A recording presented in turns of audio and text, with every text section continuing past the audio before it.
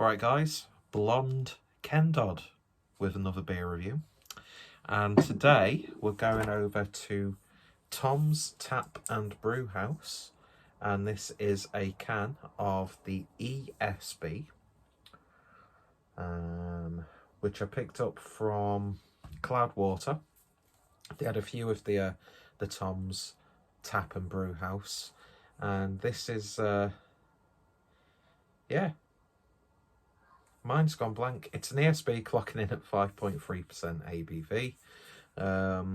Yeah, I think, according to Adam, aka Mersey Beers, I think they've got someone to, like a small independent canner to do it for them.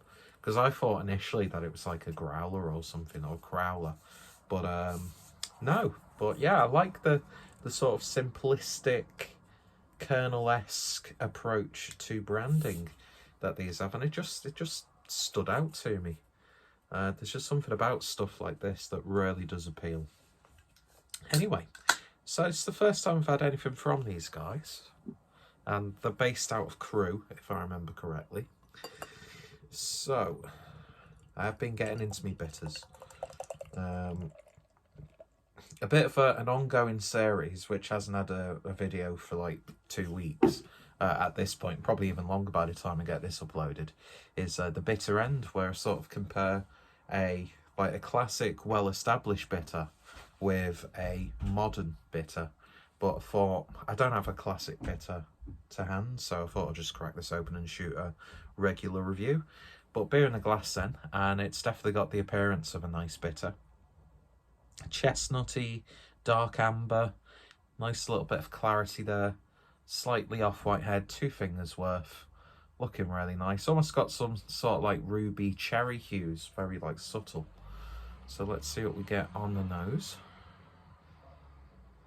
And yeah, chestnutty, sweet, slight caramel aromas, a little bit of breadiness. Dip your nose in for good luck.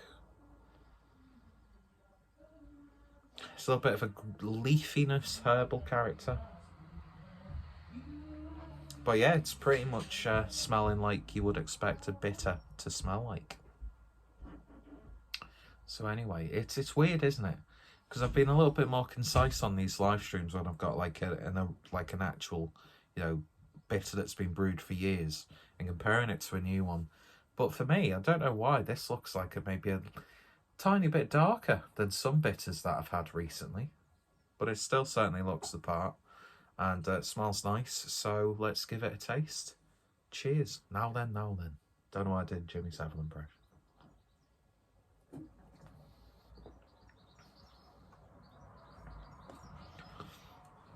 It's got those classic sort of bitter flavours to it. Nice bready sweetness on the intake.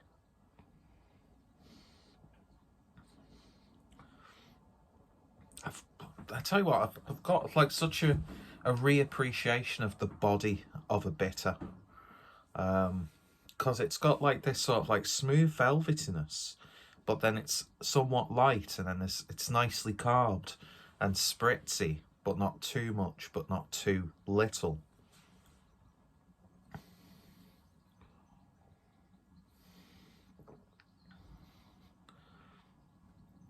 Yeah, caramelised nuts. Getting a slight hazelnut flavour in this one. Hey, I tell you what, that is not half bad. A little bit of a drying sensation on the back end, and there is a little bit of a hop bitterness coming through. It just tastes like an honestly brewed, simple, straight to the point classic bitter. And I think they've done a damn good job on this one.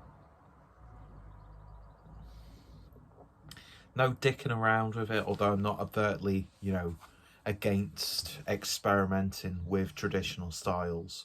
I've just been burnt so many times with like hoppy lagers and stuff, and like hoppy wheat beers, and that's one annoying thing, which I don't see that much now compared to like 2 to 3 years ago, of breweries making pretty much like substandard beers and then just throwing so many hops at it to sort of like cover over like the sort of inconsistencies and stuff like that.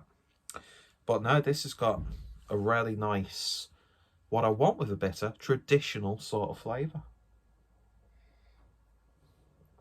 And I can imagine this tasting really nice, fresh on tap at the brew house. Did it say brew house? Yeah.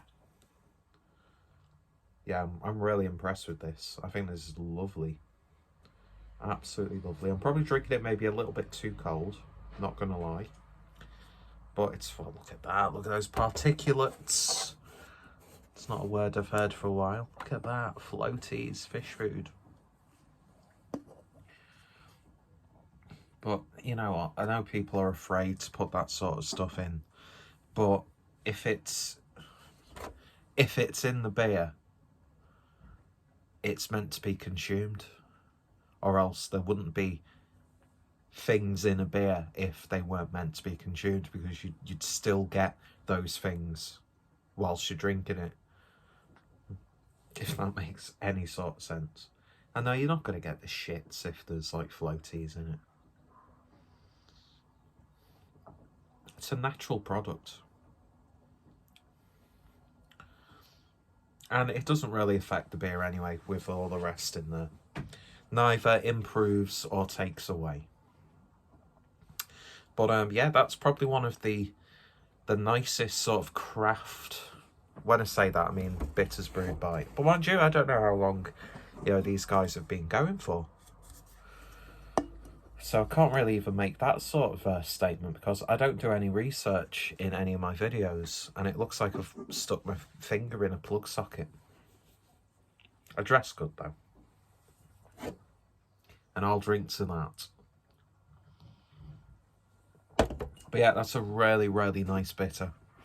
And probably one of the best that I've had recently, because I've been drinking a few bitters. Just because I'm interested with this sort of like resurgence in the style. It's probably tapered off slightly by the time this video is uploaded, but it just makes brewing interesting. I just wish more breweries would make milds, and then I'd be a very, very happy chappy. Anyway, so very impressed with this. Really, really nice. Highly recommended. I got this available from Cloudwater. I know there's a point of contention with them now. Personally, if they go back on the word or change their sort of like principles, does the beer still taste good? You know what I mean? It's like, I don't care. I don't care for that side of stuff. Do you know what I mean? It's just, yeah. So I'll still probably buy direct from Cloudwater. It's a little bit annoying the way they've sort of backtracked, not gonna lie, but we're not gonna get into that, because we've already seen a few days into this whole situation just how toxic this industry can be sometimes, and it's really, really sad, because it's beer, it's alcohol. It's meant to be. It's brewed by people who love brewing beer, and it's brewed for people who love to drink beer on their own or in groups, and they're just seeing people fighting over the fact that Cloudwater are now in Tesco's. Who really cares, as long as the beer doesn't take a dive? And the stuff that's in Cloudwater, it's not even brewed directly by Cloudwater, it's brewed to their specifications with like their own yeast by Brewdog. So if you don't want to buy it, you don't buy it. But anyway, even though Paul does like vegan cheese, which I'll forever hold against any man or woman, no matter how much I love or respect them. And, oh, someone's playing music really loudly as they drive past, so copyright strike time. Anyway, yeah, very impressed with this, so go check out Tom's Tap and Brew House. I'm sure there will be other stockists out there who are selling cans. And yeah, if you like your bitters, Much recommend.